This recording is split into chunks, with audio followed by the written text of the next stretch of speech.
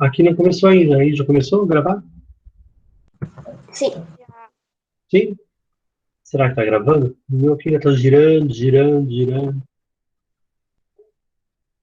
O meu já tá gravando, pô. André, eu fui Oi. ver as aulas e eu pra estudar história. E quando começa a gravar pra gente é porque tá gravando, eu vi na aula. Porque, tipo, começou a gravar pra gente já tava gravando. Quando você falou que tava e começou a gravar pra você, já tava no, no meio da aula. Ah, ótimo. É porque o meu aqui Uma vez eu também vi. deve ser a minha internet. Gente, vamos lá. Na aula passada, a gente estava falando sobre Creta, a ilha de Creta, que foi ocupada por um povo que veio da região dos Fenícios ali, e que dominou a Grécia durante bastante tempo.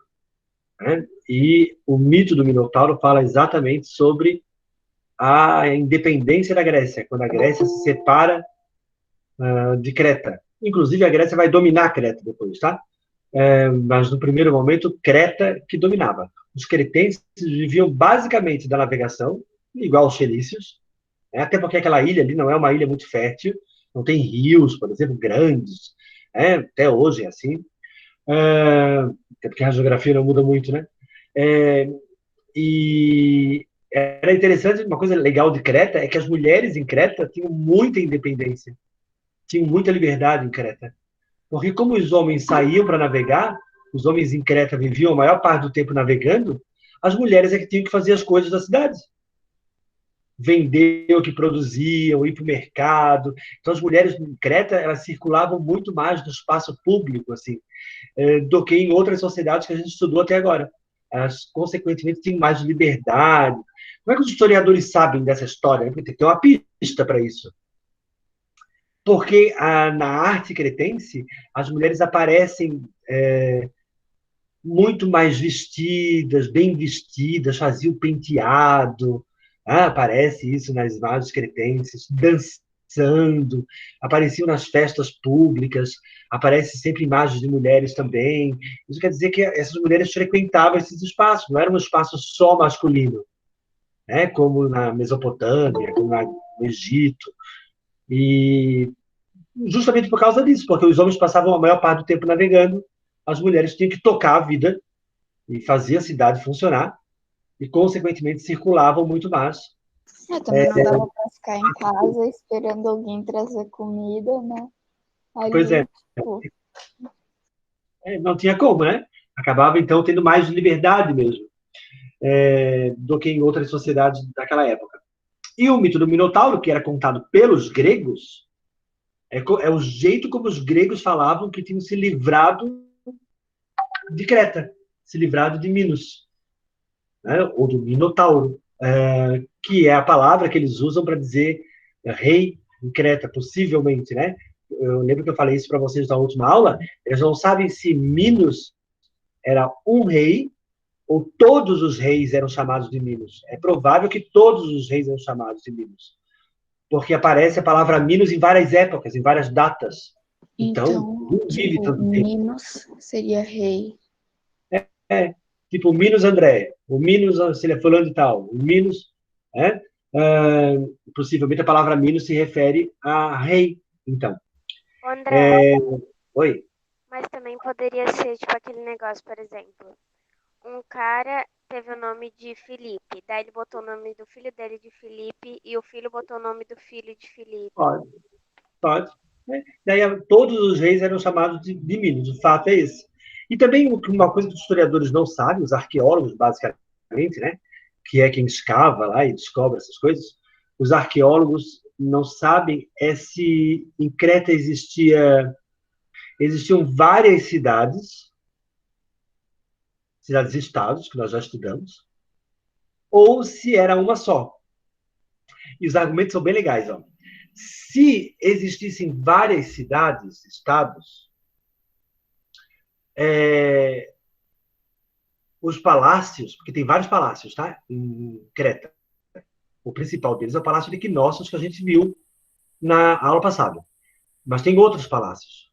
Se fossem várias cidades-estados, esses palácios teriam uma fortaleza, teriam uma muralha, para que um não invadisse o outro. E não tem muralha. Tem vários palácios, mas não tem muralha. Então, vários palácios pode ser que tivessem várias cidades-estados. Mas como não tem muralha, então devia ser tudo de um rei só. Ele passava um tempo no Knossos, um tempo na cidade tal, um tempo na cidade Y, e assim ele ia fazendo. E o fato de Knossos ser muito maior, o Palácio de Knossos ser muito maior do que os outros, talvez fosse a capital de Creta. Né? Talvez fosse a capital daquele reino que durante muito tempo dominou os gregos. Beleza. Vimos a Creta e vimos como que eles vieram para a Europa. Começa a história da Europa. E começa a história da Europa justamente com o rapto da Europa.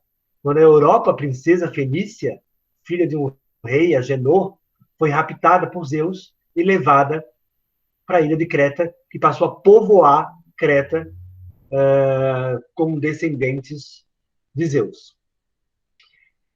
Esse era o jeito deles contar, né, gente? Vamos lá. Na prática, o que acontece? Lá na Grécia Antiga, aquela península que eu mostrei para vocês, onde ficava a península da Ática e a península do Peloponeso, para aquela região ali, migrou um povo chamado de aqueus. Vou usar o chat hoje, porque tem um monte de palavra diferente. Palavras que vocês vão se acostumar, espero. O nome desse povo era assim, ó. Aqueus. Os aqueus migraram para a península da Ática, que é a península do Peloponeso, que a gente chama de Grécia hoje. E antes mesmo de migrar, eles já se organizavam de uma forma gentílica. Gentílica. Sim, ó. Genus. Daqui vem a palavra árvore genealógica. Ó, genus. Como que era a organização deles? Era assim, quer ver? A família, para eles, não era pai, mãe e filhos, como a gente tem hoje, né? Aliás, hoje em dia tem mais do que isso, né? Tem várias formas de família. Mãe, mãe, filho, pai, pai, filho, pai, mãe, filho, pai, filho, mãe, filho. Tem várias formas de família possíveis hoje em dia, mas naquela época a família era a família extensa. Pensa assim, quer ver? O pai de vocês é o irmão mais velho deles? O pai, tá? Não pensa na mãe, pensa no pai. Sempre é a família do pai. O pai tem mais irmãos? Tem? Ele é o mais velho? Não? O irmão mais velho é que governaria a família. E a família são todos vocês. Todos os irmãos, todos os primos, todos os tios, tudo era toda essa família, que a gente chama de família extensiva, que inclui tios, primos, né? Inclui todo mundo, era gênus. Então, gênus é a família. É a família extensiva, toda a família. E antes mesmo deles migrarem ali para a Península do Peloponeso e Península da Ática, eles já se organizavam desse jeito. Então, eles migravam de um lado para o outro, mas eles sabiam, esse pertence ao gênus tal, esse pertence ao gênus tal, esse pertence ao gênus tal. Então, eles já se organizavam dessa forma. Chama isso, na história, de organização gentílica. Uma formação gentílica, em gênus. Quando eles chegaram lá, onde hoje a gente chama de Grécia, que eles não chamavam de Grécia,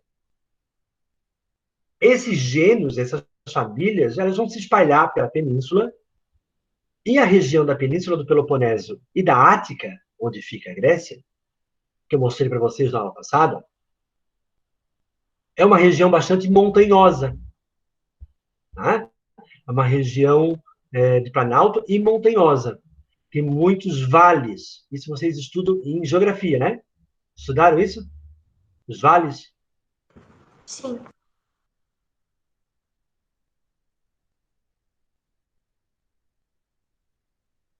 Tudo, aí não sei, boa pergunta.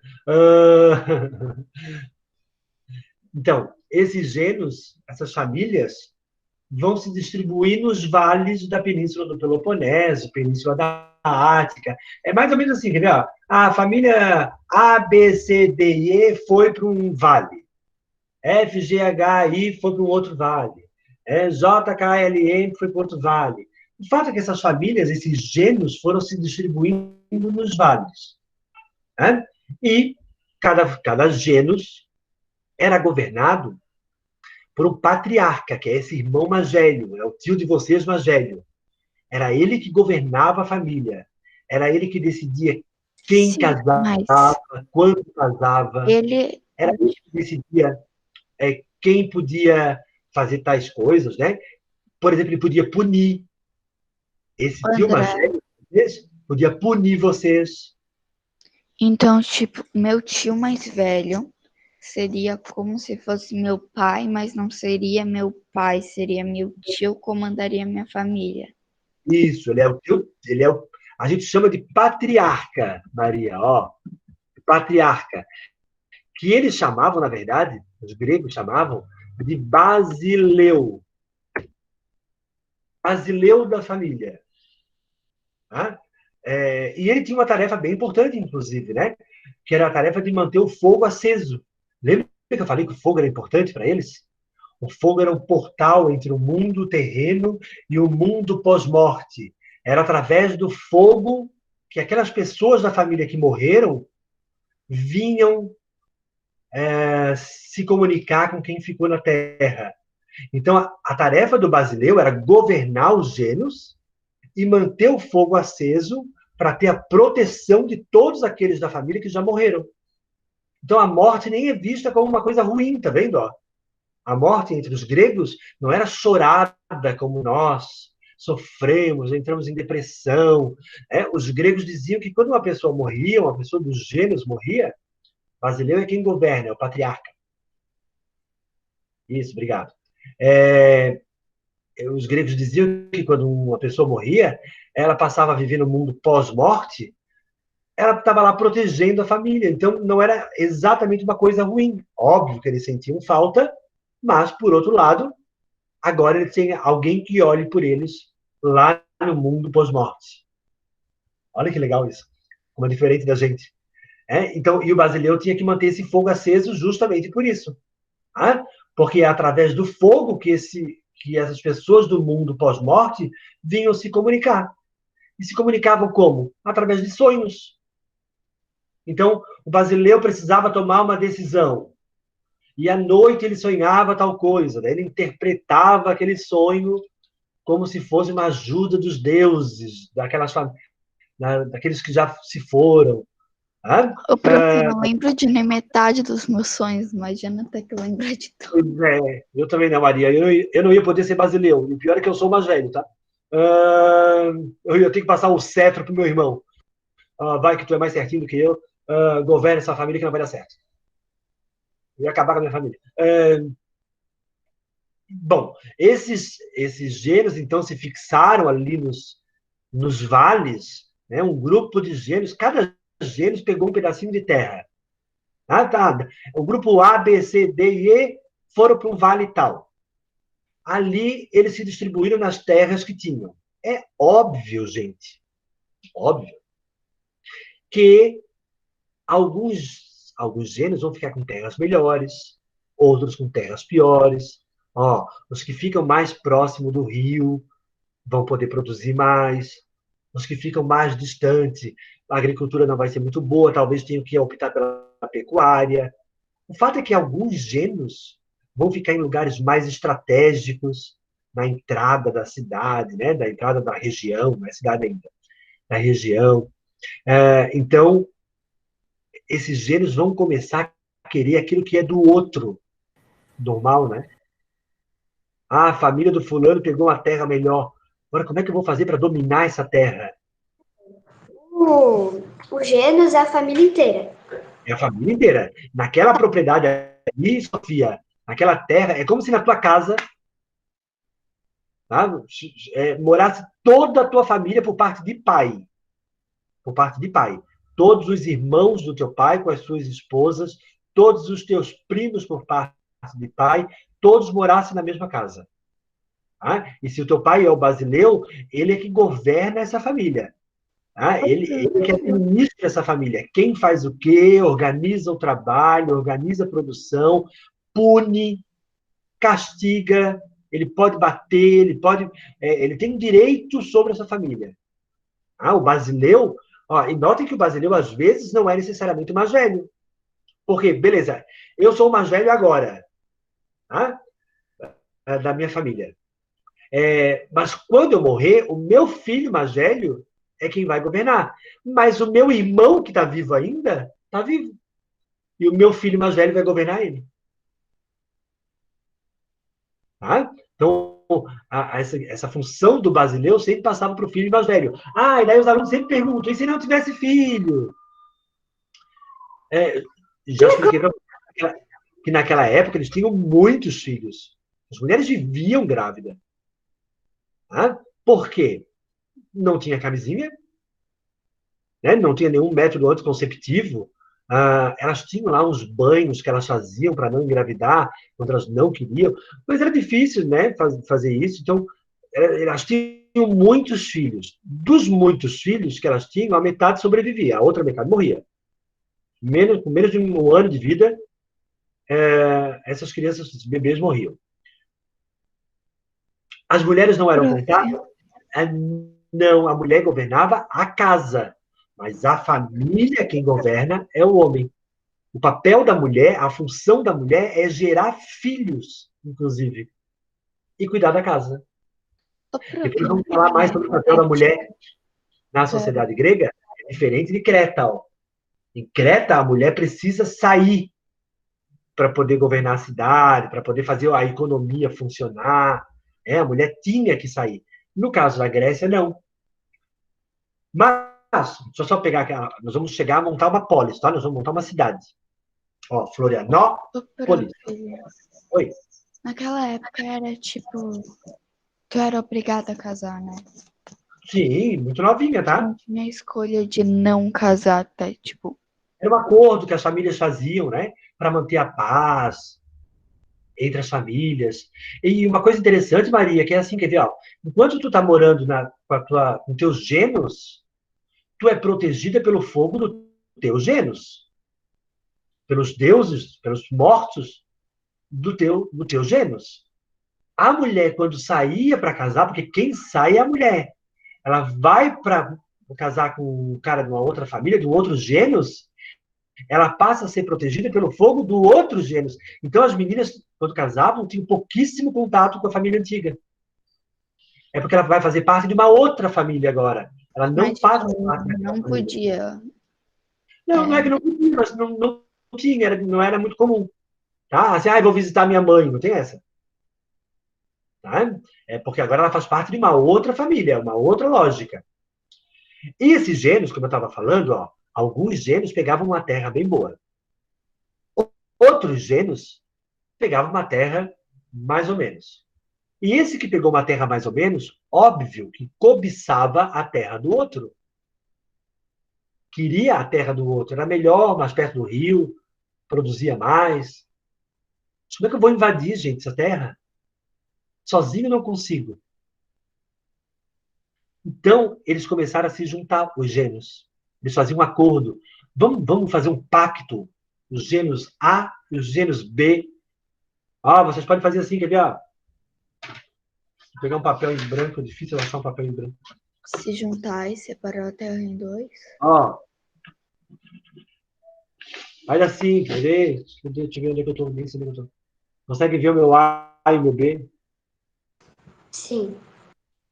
Faz assim, os gênios A com os gênios B fizeram um acordo e vão criar uma frátria.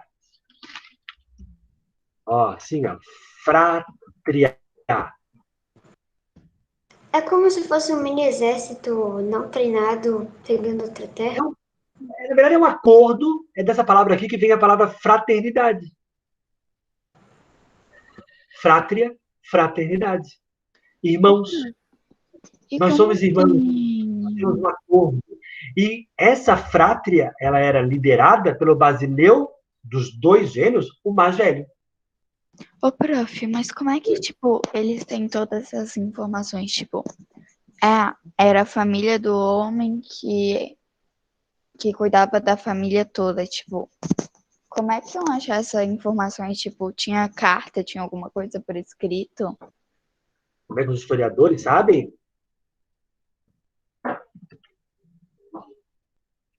É isso que você quer saber?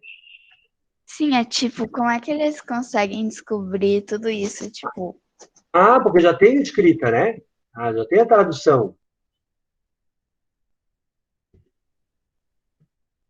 Ó, então, os gênios A e os gênios B se juntaram para formar uma frátria.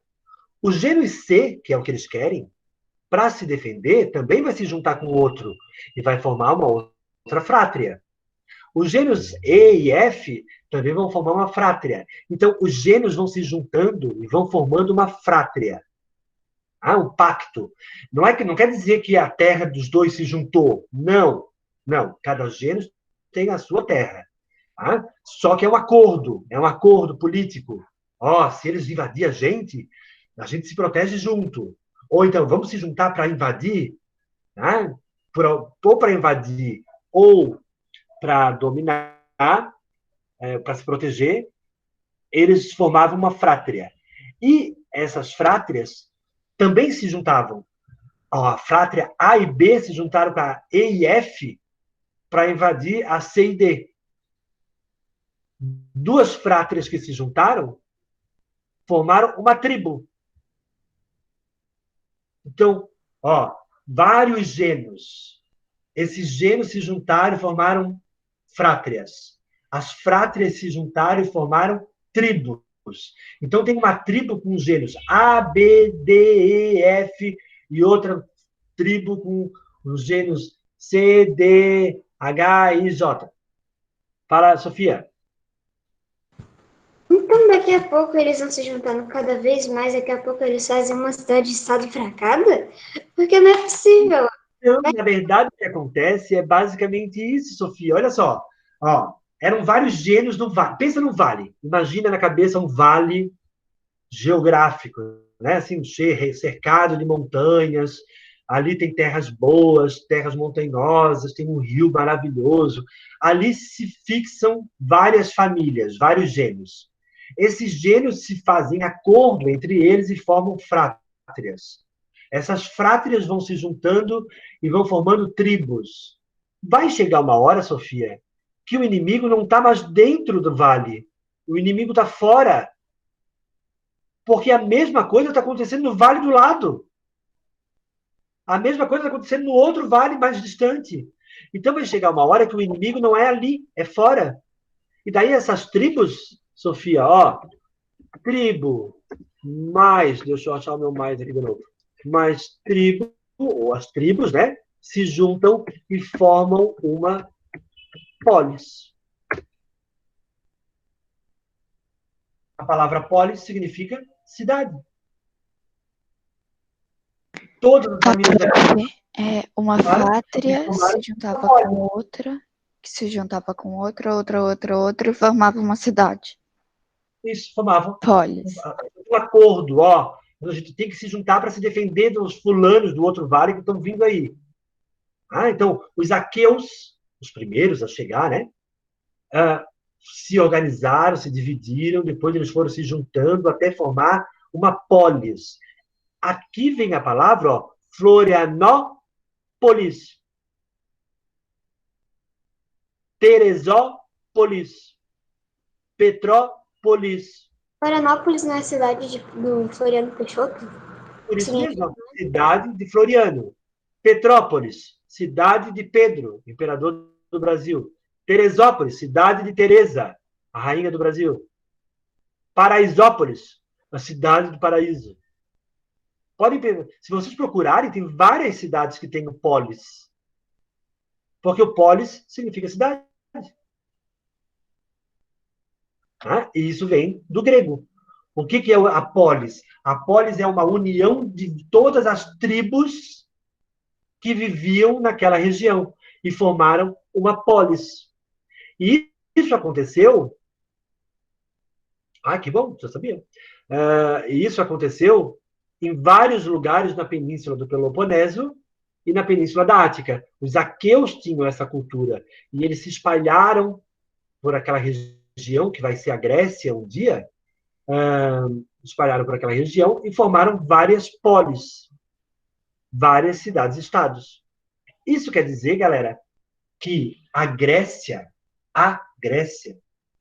assim como a Fenícia e a Suméria, não existiram. Não existia a Grécia. Hoje existe, né? O país Grécia. Mas, na época, não existia um país chamado Grécia. Porque eram várias polis, eram várias cidades-estados. E essas cidades-estados, essas polis, eram bem diferentes uma da outra. Muito diferentes.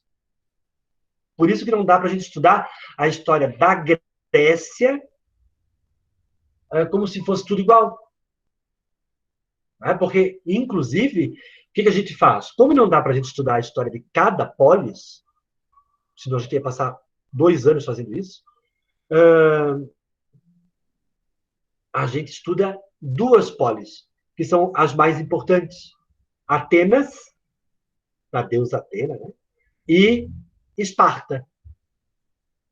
Porque as 2 são bem diferentes. E o que acontece? As polis gregas ou eram mais parecidas com Atenas, ou eram mais parecidas com Esparta. Ou elas eram mais democráticas, como Atenas, ou elas eram mais militarizadas, como Esparta. Então, a gente acaba estudando essas duas cidades, essas 2 polis, porque as outras servem como exemplo. Agora, Focão, vocês já formaram uma polis. Vocês já sabem que uma polis veio de uma união de tribos, que era uma união de frátrias, que eram gênios. Quem é que governa a polis? Todos os líderes da Gênesis? Não. Quem governa é o Basileu mais velho.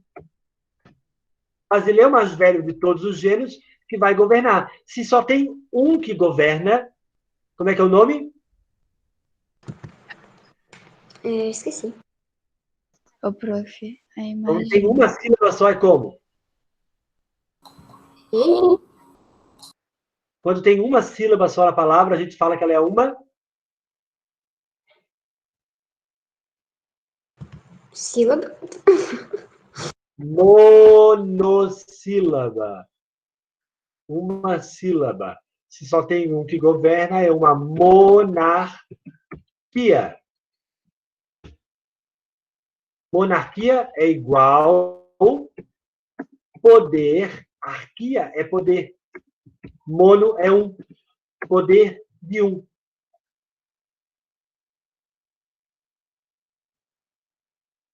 Monossílaba? Nunca tinha ouvido. Sério? Vamos lá. Dissílaba. Polissílaba. Eu não lembro de aprender isso. Sério? Então tu vai aprender esse ano, acho.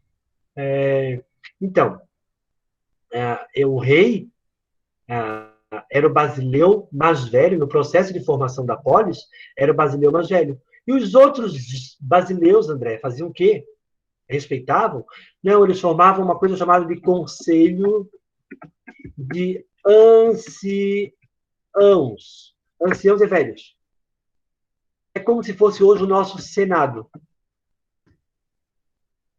Só que na época, esse Conselho de Anciãos era assim, o Basileu, que tem que cuidar agora do fogo da cidade, né? Que é o fogo da família dele, ó. A cidade é protegida pelo fogo da família dele. Gente, por que tem tocha olímpica? A tocha olímpica porque é para os Proteger deuses. as pessoas, sei lá. Não, é para os deuses. Os Jogos Olímpicos surgiram na Grécia. Na Grécia. Em homenagem aos deuses daqueles jogos. Então, por isso que tem tocha olímpica. Ó. O fogo da cidade agora é o fogo do Basileu mais velho. Ele é que tem que manter o fogo aceso. Professor. Para poder ter a proteção, a cidade ter a proteção daquelas pessoas que já morreram da família dele. Inclusive, daí construir um templo. No começo, esse fogo era dentro de casa, inclusive, tá? Depois eles começam a construir um espaço para isso. E no final das contas surgem os templos. O que é o Partenon lá, famoso em Atenas, né? É o templo da deusa Atena, onde ficava o fogo da cidade de Atenas. Para que a cidade de Atenas fosse protegida pelos que já morreram, pelos deuses da família, do Basileu. Então, o Basileu, esse monarca, monarca, poder de um, ele governa a cidade, administra a cidade, todos têm que contribuir para isso, né? Pagar imposto, todos os gênios pagavam imposto para poder manter a cidade. E quando ele tinha alguma dúvida do que fazer, ele convocava o conselho de anciãos. Todos os basileus se reuniam, no que a gente chamaria hoje de Senado. Aliás, a palavra Senado não é grega, tá, gente? A palavra Senado é romana, é latim, e significa velho. Então, chama os velhos, chama o Senado. Em latim, senex é velho. E senex é que vem Senado. Ele chamava esse conselho de anciãos e perguntava: o que vocês acham? Vamos fazer guerra com a cidade de Tebas? Vamos dominar Tebas? Daí o conselho de anciãos aconselhava, mas a decisão é do rei. Por isso que é uma monarquia. Fala, Vi. André, mas o que acontecia se o fogo apagasse? Não, fogo apagava, com certeza apagava. Os alunos sempre perguntam isso, acho ótimo. Não, Gabriel, se fizer mais uma vez isso, você sai da sala. Não tá afim? Vai fazer outra coisa. Ok? Não vou tolerar essa brincadeira no chat. Vitória, o fogo com certeza apagava, tá? Com certeza isso acontecia. Mas tinha alguém que depois ficava fazendo isso, né? Era só acender de novo. É como se dissesse assim, que por um segundo nós ficamos sem a proteção dos deuses. O que não muda muita coisa, né, gente? Tô nem sei se Deus está me olhando, se é que existe, e nem por isso eu estou menos desprotegido. Eu acho. Tá. Bom, fala, Maria. Ô, prof, Oi. tu falou que o Basileu é Basileu, né? O Basileu mais velho comandaria a cidade, praticamente, né? Polis. Agora a gente vai Polis. chamar de Polis. Então, mas, quanto tempo esse pessoal vivia na época? Por causa que com certeza eles acham que não viviam a quantidade de tempo que pessoas não vivem hoje, né? Sim. Ou seja, se era para ser o mais velho, quantos anos ele tinha que ter mais ou menos para ser o mais velho? Na verdade, a gente não está falando de uma pessoa comum, a gente está falando de donos de terra, que são ricos, né? Tem uma vida boa. A gente não começou a falar ainda do populacho, tá? As pessoas mais ricas, os donos de terra, esses patriarcas, eles viviam 55 anos, 60 anos. Chegava a passar disso, tá? Não era uma coisa muito comum chegar aos 60 anos, mas os que tinham uma vida melhor, se alimentavam melhor, acabavam passando. A vida média de um homem comum, de um homem do populacho, era 45 anos, 50 anos. Isso já era velho. E naquele tempo não tinha médico? Não tinha medicina. No começo da Grécia, não. Depois vai ter, tá? Depois a Grécia vai desenvolver uma super medicina. Inclusive, quando os médicos se formam hoje em dia, eles fazem o juramento de Hipócrates, sei lá, que é um grego. Né, que jurava salvar a vida de não sei quem. O juramento que os médicos fazem hoje em dia, quando se formam, ainda é um juramento grego. Porque a medicina vai super se desenvolver na Grécia Antiga. Né? Depois a Igreja Católica, quando a Igreja Católica não existia ainda. Quando a Igreja Católica se desenvolve, ela acaba com a medicina. Por uma questão meio óbvia, né? Se Deus fez o homem e a mulher, olha a ousadia querer curar uma doença. A doença era uma coisa divina. Não podia curar. A igreja depois vai o filho dele que passa a governar. Isso mesmo, Giovanni. É uma monarquia hereditária. Tá? Passa de pai para filho. Mas a nossa aula já está terminando, eu ia entrar numa outra parte, mas vou deixar para a próxima aula. Já tem bastante informação dessa aula. Formamos uma polis. Aliás, formamos várias polis. Os aqueus que chegaram primeiro, e foram se organizando para formar a polis. Não faltem a próxima aula, porque na próxima aula, a partir dela tem uma atividade avaliativa, tá? Que é a última do trimestre. Fala, Sophie.